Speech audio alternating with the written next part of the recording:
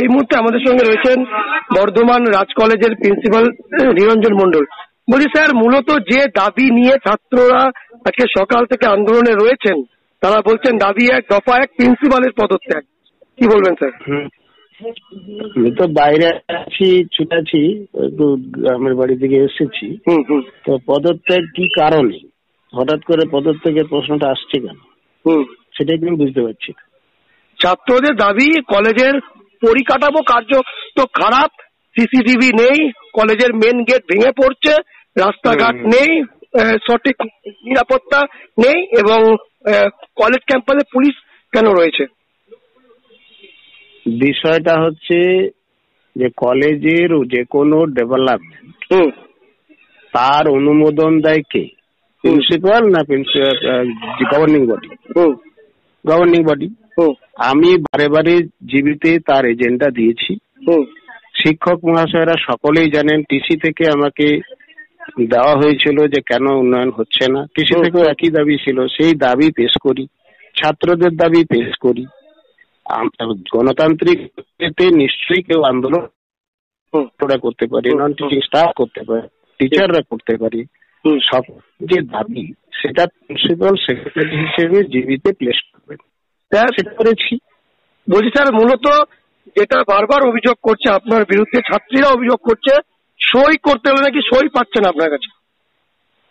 সই পাচ্ছে না মানে সই করতে গেলে তো অফিস স্টাফ যখন আসে আমি সঙ্গে সঙ্গে সই করে দিই, তো এগুলো পাচার হচ্ছে। আর যারা প্রকৃত ছাত্রছাত্রী তারা কখনোই বলবে না যে ছাত্রছাত্রীরা সত্যিকারে ক্লাস করে না, ইরেগুলার, আউটসাইডার। হ্যাঁ, অনেকেই হয়তো থাকতে পারে, আমি তো ওখানে নেই জানতে পারা। তবে যারা ইরেগুলার ক্লাস করে না তারা এগুলো বলতে পারে, কেননা তারা মাসে 10 আসে, ওরা বুঝতে পারে না এটা কোথায়। যেমন সই বলতে কি, সই হচ্ছে যে সমস্ত স্কলারশিপের ফর্ম, তারপরে কন্যাশ্রী। আমাদের কলেজে একটি মেয়েও দাবি করতে পারবে না যে আমি কন্যাশ্রী পাইনি, 100% কন্যাশ্রী পায়। যে সমস্ত স্কলারশিপ আছে সেগুলো নার্সিং করে, নার্সিংয়ের কাছেই তো পেয়ে যাবে। এবারে একটা যে স্টাফ যদি নট অ্যাভেলেবেল হয় কোনো দিনে, তাহলে সেদিনটা কি করে হবে? সেদিনে তো আমি সরাসরি করে দিতে পারবো না, থ্রু অফিস। এটা তো সিস্টেম। ওরা যেটা ভাবছে যে ডাইরেক্ট চলে এলে তো হবে না, তার কারণ আমার অফিস স্টাফের মধ্যে দিয়ে আসতে হবে, সেগুলো রেকর্ডের ব্যাপার আছে। তো 2-1 যারা ইরেগুলার স্টুডেন্ট তারা এগুলো বলে, তার কারণে তারা জানেই না সিস্টেমটা। বলছি স্যার, আপনাকে যারা রেগুলার স্টুডেন্ট তারা কখনোই এটা বলবে না। বলছি স্যার, আপনাকে লাস্ট প্রশ্ন করে শেষ করবো। মূলত যে নোটিশটা আপনি দিয়েছিলেন বহিরাগত ছাত্রদের ঢোকা নিষিদ্ধ, সেই জন্যই কি আজকে এই ছাত্র উত্তপ্ত হয়ে পড়েছে? হ্যাঁ, ওটা তো একটা কারণ বটেই। রাজ কলেজের চত্বরে সিগারেট খাচ্ছে, হ্যাঁ, অন্যান্য দ্রব্য ব্যবহার করছে, হ্যাঁ, এবং কলেজকে কলুষিত করছে যে ছেলে মেয়েরা, তাদের অনেকেই আউটসাইডার আছে। আমি তো নাম করে বলছি, শক্তি বাল্মীকি তো আমাদের স্টুডেন্ট নয়, বহুকাল আগেকার স্টুডেন্ট। সে কি করে ঢোকে? আচ্ছা, তারপরে যারা এখন পাস আউট হয়ে যাচ্ছে, আমি তো নোটিশে সেটা ক্লিয়ার লিখে দিয়েছি, পাস আউট ইরেগুলার যারা স্টুডেন্ট তারা আউটসাইডার। এবং এটা প্রেসিডেন্টও তাদেরকে বলেছে, তার প্রেসিডেন্টকে ফোন করেছে আমার সামনেই। প্রেসিডেন্ট বলছে না, তোমরা আউটসাইডার। তাহলে আউটসাইডাররা ঢুকছে, একদম মানে বহুদিন আগেকার ছেলেরা ঢুকছে। তাহলে গায়ের জোরে যদি ঢোকে তাহলে আমাকে তো একটা স্টেপ নিতেই হবে। আমি নোটিফিকেশন করেছি, সেই নোটিফিকেশন আমার ওয়েবসাইটে দেওয়া আছে। কলেজ চত্বর কি উন্মত্ত জনতার জন্য? নিশ্চয়ই নয়। আমার প্রাক্তন ছাত্রছাত্রী আসতেই পারে আমার কাছে, কেন আসবে না? আমরা যতদূর জানি ছাত্রছাত্রী মানে আপনার সন্তান সমান, একদম সন্তান তুল্য। ওরা কিন্তু যে জিনিসটা করছে বাইরের দ্বারা প্ররোচিত হয়ে করছে কাজগুলো। আচ্ছা, আমার ছাত্রছাত্রী যদি হয়ে থাকে তাহলে কখনোই করবে না, কারণ আমি প্রত্যেকটি ক্লাসে আমি নিজে ক্লাস নিই।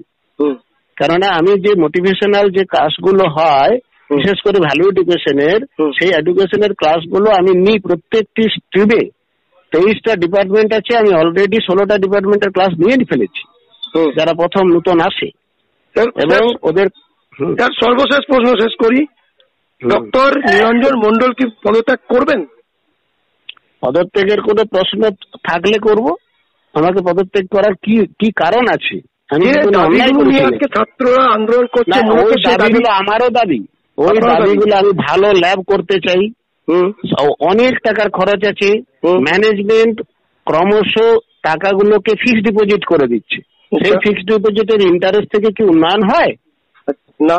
ছাত্রদের কাছ থেকে যে ডেভেলপমেন্ট ফান্ড নেওয়া হচ্ছে সেগুলো যদি সবই ফিক্সড ডিপোজিট করে দেওয়া হয়, হ্যাঁ, এই রিসেন্ট যে লাস্ট ডিবি হলো সেখানেও 4 কোটি টাকা ফিক্সড ডিপোজিট করার জন্য মানে ফাইনাল ডিসিশন হয়েছে। এটা আমি গিয়েই করবো, ডিসিশন নিতে করতেই হবে। আর আগে 8 কোটি টাকা ফিক্সড ডিপোজিট করা হয়েছে।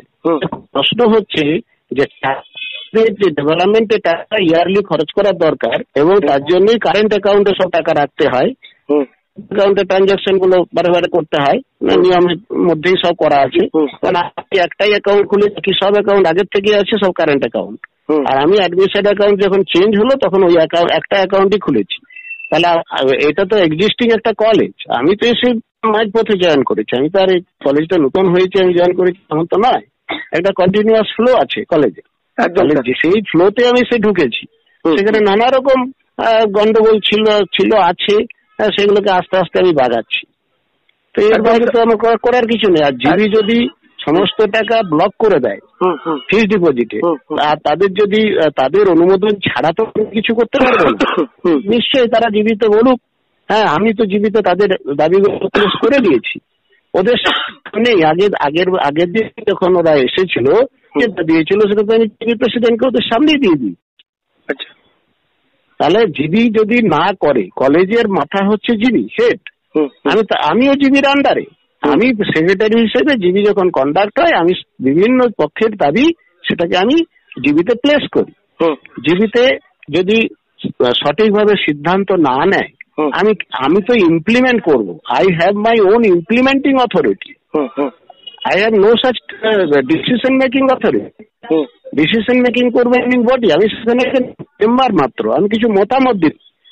হ্যাঁ, আমি কিন্তু কলেজের টাকা প্রিন্সিপাল ইচ্ছে করলেই যা খরচ করে দিতে পারে না।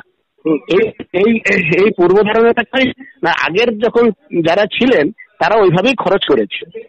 আমি তার প্রমাণ দেখিয়ে দেবো। আমি তো একটা বড় প্রেস করব, আমি চাইছি এবার বড় ধরনের একটা প্রেস করে সমস্ত কিছু আপনাদেরকে জানাবো।